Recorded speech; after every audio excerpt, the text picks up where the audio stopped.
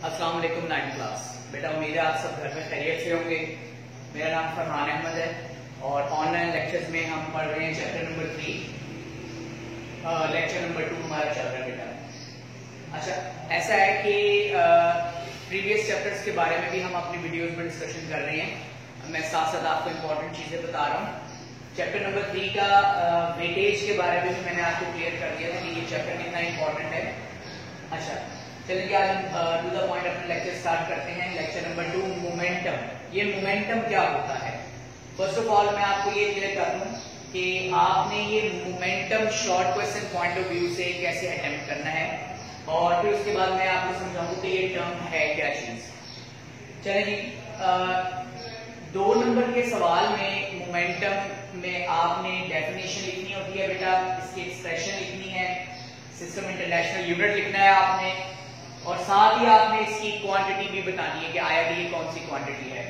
फिर इसके बाद इसकी रिप्रेजेंटेशन है, इसका इजहार है, मतलब इसको कैसे सिंबॉलिकली लिखा जाता है। इसके फैक्टर्स का जिक्र करेंगे और इसकी टाइप्स के बारे में आप बता देंगे, क्योंकि 1-2 चीजें इसमें एक्स्ट्रा बता दी गई हैं। लेकिन बेटा मैं प्रेफर करता हूं कि आप इन तमाम हेडिंग्स के साथ इन क्वेश्चंस को अटेम्प्ट करें, ताकि जब आपका पेपर कंपैरिजन के लिए आए बहुत से अच्छे स्टूडेंट्स के लिए आपके बोर्ड में, तो आपकी प्रेजेंटेशन ऐसी हो कि आपके पता चले एग्जामिनर को कि किसी अच्छी जगह से पढ़ के आया है। और ये और अगर आप इस प्रेजेंटेशन के साथ इसको अटेम्प्ट करते हैं तो बेटा ये आपका एग्जामिनर के ऊपर बहुत ही अच्छा तासुर बनाता है। चलिए हम स्टार्ट करते हैं मोमेंटम। देखिए बेटा, मोमेंटम जो है ये एक ऐसी क्वांटिटी है जो एक स्पेसिफिक सिचुएशन में मुतारिफ होती है। मतलब हमने ये पढ़ लिया कि यूनिवर्स में ऑब्जेक्ट्स की 2 ही स्टेट्स होती हैं, या तो वो रेस्ट में होगा या वो मोशन में होगा। तो मैं क्लियर करता चलूं कि इन दोनों स्टेट्स में जितने ऑब्जेक्ट्स रेस्ट में हैं उन ऑब्जेक्ट्स का मोमेंटम 0 होता है। उसके ऊपर मोमेंटम का कॉन्सेप्ट इंप्लीमेंट नहीं करते बेटा हम, ठीक है। हाँ, किसी मूविंग ऑब्जेक्ट के बारे में हम लोग मोमेंटम का कॉन्सेप्ट इंप्लीमेंट कर सकते हैं। तो इसका मतलब ये हुआ कि मोमेंटम एक ऐसी फिजिकल क्वांटिटी है जो मूविंग ऑब्जेक्ट की ही हो सकती है। क्लियर हो गया जी? मतलब जिसकी कोई स्पीड वेलोसिटी हो, जिसकी स्पेसिफिक डायरेक्शन में एक वेलोसिटी होगी, हम कहेंगे कि द ऑब्जेक्ट पोजेस मोमेंटम। चलिए, डेफिनेशन है द मोशन। देखिए, जब एक ऑब्जेक्ट मूव कर रहा होगा तो उसके इंपैक्ट कुछ और होंगे, ठीक है। इसके लिए आपके एक ब्रिक की एग्जांपल ली जा सकती है। अगर आप ईंट अपने सर पे रखेंगे तो आपको जस्ट उसका वेट फील हो रहा होगा, उसका मैस फील हो रहा होगा। लेकिन अगर वही ईंट कुछ हाइट से, किसी फासले से किसी के सर पर या कहीं पर गिरे तो उसका इंपैक्ट और होगा, ठीक है। मतलब मैस तो वही कांस्टेंट है। तो यहां पे ये क्लियर करता चलूं मैं कि जिस ऑब्जेक्ट का मोमेंटम ज्यादा होता है बेटा उसका इंपैक्ट फोर्स भी, मतलब उसकी जो कोलिजन फोर्स होती है वो भी ज्यादा होती है। डेफिनेशन आपकी टेक्स्ट बुक में लिखी हुई है। इसको एक्सप्रेस कैसे किया जाता है बेटा? इसकी एक्सप्रेशन है, मतलब इसकी जो मैथमेटिकल एक्सप्रेशन है वो बनती है P = mv। इसमें बेटा जी वेलोसिटी है, इस वजह से वेलोसिटी को वेक्टर रिप्रेजेंट करेंगे और इसको भी ऐसे, ठीक है। मतलब आपने वेक्टर रिप्रेजेंटेशन लाजमी लिखानी है। सिस्टम इंटरनेशनल यूनिट क्या है? मैस का यूनिट होता है किलोग्राम, स्पीड का यूनिट होता है मीटर पर सेकेंड। तो kilogram metre per second equals to newton second. Newton second के भी बराबर होता है। आगे हमारा एक टॉपिक आएगा, उसका ये यूनिट ग्रुप भी इंशाल्लाह आपको मैं बताऊंगा जी। किलोग्राम मीटर पर सेकेंड या फिर न्यूटन सेकेंड इसका यूनिट है बेटा। क्वांटिटी अगर आप गौर से देखें, मोमेंटम को T से रिप्रेजेंट किया गया है। यहाँ पर हम लिखेंगे आगे, तो ये क्वांटिटी बेटा कौन सी बन जाती है? वेक्टर्स क्वांटिटी है ये, याद रहे। Momentum is a vectors quantity, ये एक वेक्टर क्वांटिटी है। क्योंकि ये वेक्टर क्वांटिटी तो ऑब्वियसली इसकी एक स्पेसिफिक डायरेक्शन होगी जो कि वेलोसिटी की ही होगी। मतलब जिस डायरेक्शन में ऑब्जेक्ट की वेलोसिटी होगी उसी डायरेक्शन में ऑब्जेक्ट का मोमेंटम होगा, याद रहे आपको। जी रिप्रेजेंटेशन, इसको रिप्रेजेंट कैसे किया जाता है? इसको रिप्रेजेंट किया जाता है P से और साथ में इसके ऊपर एरो हेड साइन लगा दिया जाएगा, मतलब इसको वेक्टर रिप्रेजेंट किया जाएगा। फैक्टर्स, बेटा आपसे जब भी किसी फिजिकल क्वांटिटी का फैक्टर पूछा जाए तो आपके जहन में फौरन उस क्वांटिटी के पॉसिबल इक्वेशन आ जानी चाहिए। मिसाल के तौर पर जैसे कि अगर आप यहां देखें, मोमेंटम में मैस और वेलोसिटी का कॉन्सेप्ट है, तो हम मैस और वेलोसिटी को ही मोमेंटम का फैक्टर कहेंगे। So mass and velocity are the factors, मतलब ये वो अवामिल है जिसकी वजह से एक ऑब्जेक्ट मोमेंटम पोजेस करता है, मोमेंटम की मलकियत रखता है। अच्छा, ऑब्जेक्ट जिसका मैस m है वो मूव कर रहा है वेलोसिटी v से। एक ऑब्जेक्ट है उसका मैस m है, वो v वेलोसिटी से मूव कर रहा है, तो इसके ऊपर बहुत सी डिस्कशन हो सकती है कि वो कितना कितना मोमेंटम रखता है। जैसे मैंने आपको स्टार्टिंग में ही बताया बेटा कि ऑब्जेक्ट जब मूव कर रहा होगा तो वो वेलोसिटी v के साथ एक इंपैक्ट रखने की सलाहियत भी रखता है।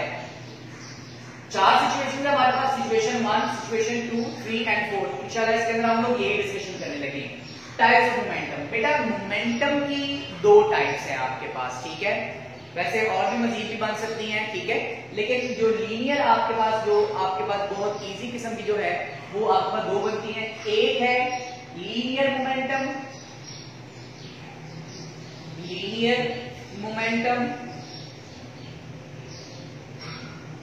बेसिकली ये जो आपका टॉपिक है 9th क्लास फिजिक्स का चैप्टर 3 का, ये लीनियर मोमेंटम पर ही मबनी है और इसी के साथ जो आपका लॉ कन्वर्जेशन मोमेंटम आएगा वो भी सेम इसके साथ लिंक करता है।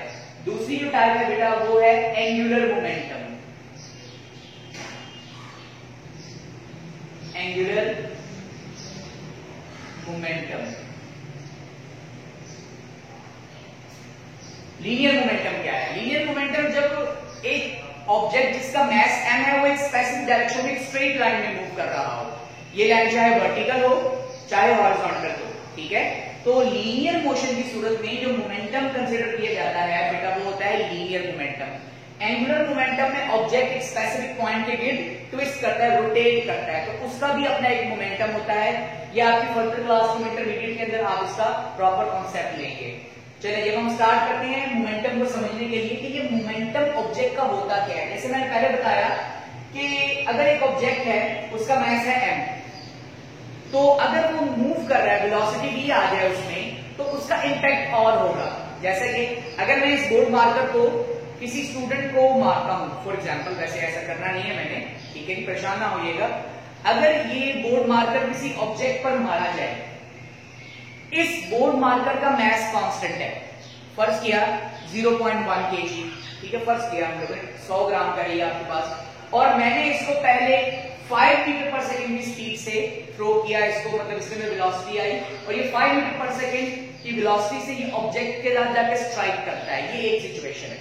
दूसरी सिचुएशन क्या है कि अगर मैं इसी कांस्टेंट मैस को बहुत ज्यादा फोर्स इंपैक्ट करता हूं, बहुत ज्यादा फोर्स इंप्लीमेंट करता हूं, तो इसमें वेलोसिटी भी ज्यादा पैदा हो जाएगी, मतलब ज्यादा फोर्स लगने से ज्यादा वेलोसिटी पैदा हो जाएगी स्पेसिफिक डायरेक्शन में।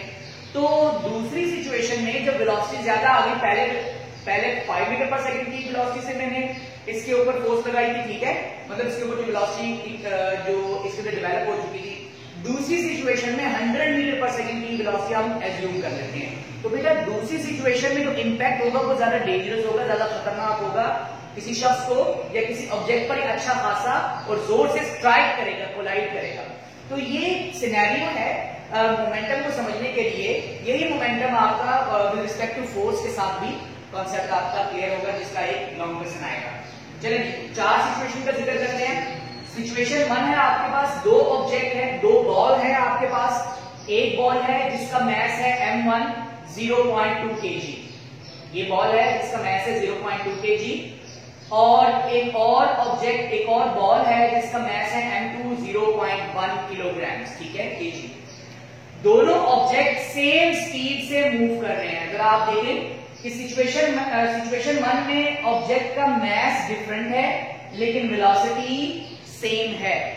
तो mass different और velocity same, तो अगर हम इन दोनों का अलग-अलग मोमेंटम निकालें किस फार्मूले को इस्तेमाल करते हुए, मतलब P इक्वल्स टू mv, इस इक्वेशन को आप यूज करें और हर सिचुएशन में इंप्लीमेंट करें हर एक डायग्राम के लिए, तो आप देखेंगे कि m1 का मोमेंटम p1 ग्रेटर है m2 के मोमेंटम p2 से। यहां से मैंने इसका मोमेंटम निकाल लिया 1 न्यूटन सेकंड, कैसे? इस वेलोसिटी को इस मास के साथ मल्टीप्लाई कर दिया इस फार्मूले के तहत, ठीक है। तो मैंने देखा कि ऑब्जेक्ट 1 का या डायग्राम 1 का जो मोमेंटम निकला वो निकला 1 न्यूटन सेकंड। कितना निकला बेटा?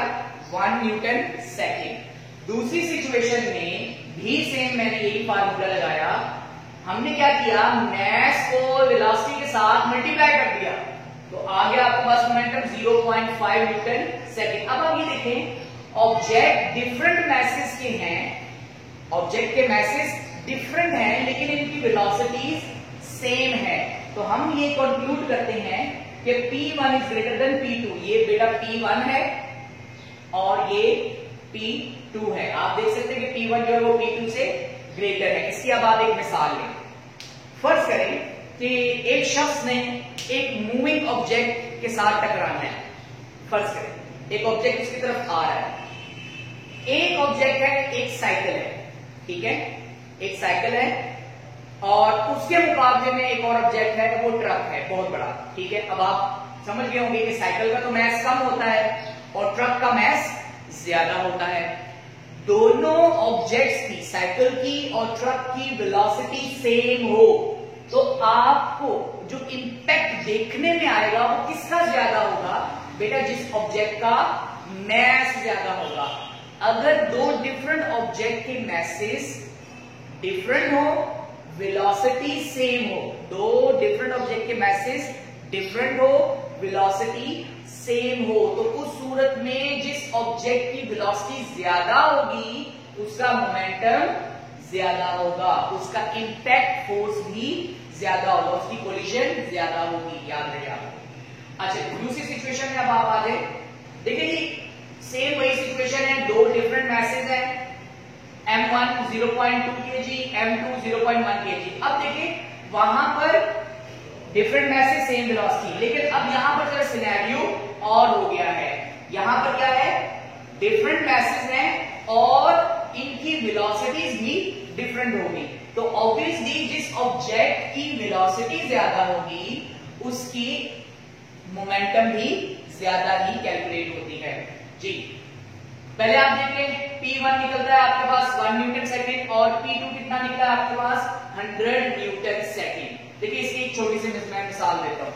ये जो बुलेट होती है बेटा, ठीक है, गोली, अगर आप बुलेट को हाथ से पकड़ के मारे, अब आप ये जानते हैं कि बुलेट जो है छोटा सा एक बहुत ही मामूली सा एक ऑब्जेक्ट है, लेकिन अगर आप इसको अपने हाथ से पकड़ के किसी शख्स की तरफ फेंकते हैं या किसी ऑब्जेक्ट की तरफ फेंकते हैं तो ज्यादा असर नहीं होता, ऑब्वियसली, क्योंकि आपने ज्यादा उसको वेलोसिटी से मूव नहीं किया। लेकिन अगर आप इसको गन में डालकर ट्रिगर करते हैं और प्रॉपर एक्सपेक्ट डायरेक्शन में मूव करते हैं तो वही जो छोटी सी ऑब्जेक्ट थी उसका मोमेंटम बढ़ गया क्योंकि उसकी वेलोसिटी इंक्रीज हो गई है। तो हम ये देखते हैं कि वो पेनिट्रेशन कर जाती है, पेनिट्रेट कर जाती है ऑब्जेक्ट के अंदर, ठीक है, धंस जाती है। तो यहां पर ये चीज क्लियर होती है कि अगर मैसेज अगरचा डिफरेंट हो, मैसेज अगरचा डिफरेंट हो, अगर किसी एक ऑब्जेक्ट की वेलोसिटी बहुत ज्यादा हो तो बेटा उसका मोमेंटम भी ज्यादा होगा, मतलब सिचुएशन 1 के लिहाज से सिचुएशन 2 बिल्कुल डिफरेंट हो जाती है। तो यहां आप देखिए, यहां पर मैंने लिखा है कि P2 is greater than P1, ये आपके पास है P2 और बेटा ये है P1। कैसे निकाला हमने?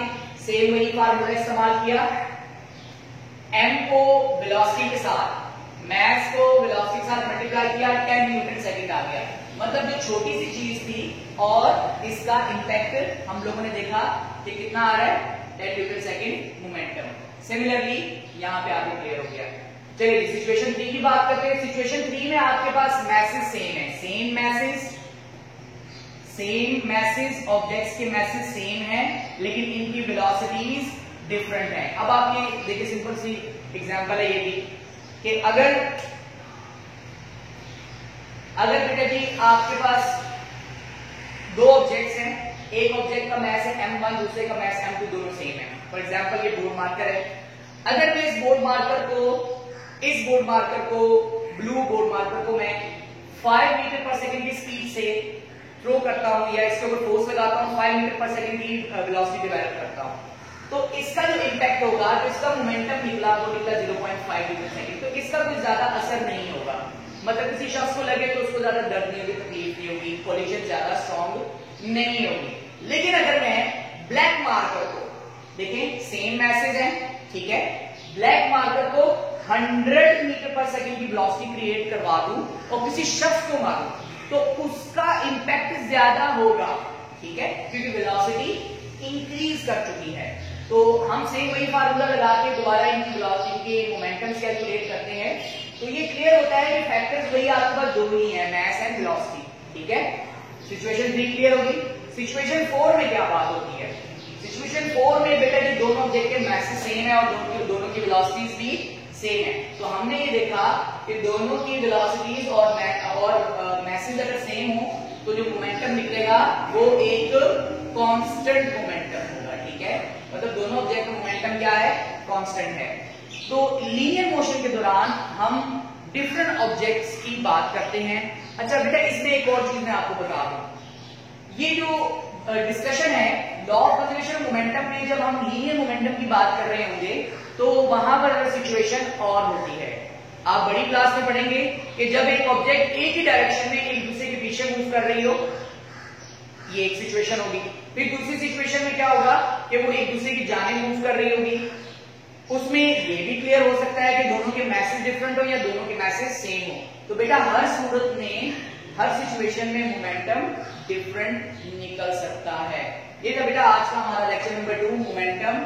आपको जो अटेम्प्ट करना है शॉर्ट क्वेश्चन के तौर पर है, एक्स्ट्रा कॉन्सेप्ट आपको बता दिया गया है। शॉर्ट क्वेश्चन में बेटा आपकी डेफिनेशन है, एक्सप्रेशन है P = m × v, vector representation के साथ, यूनिट है Newton second, quantity it's a vector quantity, representation इसे p वेक्टर से रिप्रेजेंट किया जाता है, इसके फैक्टर 2 हैं, इसकी टाइप 2 है, linear momentum and angular momentum. अगर तो ऑब्जेक्ट की मोशन एक स्ट्रेट लाइन में हो तो उस दौरान मूविंग ऑब्जेक्ट का जो मोमेंटम होगा, जो कि उसकी मोशन की वजह से पोजीशन बन रही है, तो उसे हम कहेंगे लीनियर मोमेंटम। लेकिन अगर एक ऑब्जेक्ट एंगुलर मोशन में हो तो उस दौरान जो उसके मोमेंटम की डिस्कशन होगी वो कहलाती है बेटा एंगुलर मोमेंटम। फिर बेटा आपके 4 सिचुएशंस हैं, इन तमाम सिचुएशन को आप गौर से देखें, ठीक है, घर में आप प्रैक्टिस करें और साथ साथ आप ये क्लियर करेंगे कि जो फैक्टर्स हैं मास एंड वेलोसिटी, यही एक दूसरे के ऊपर इंसार करते हैं ताकि मोमेंटम को क्लियरफाई कर सकें। Thank you very much.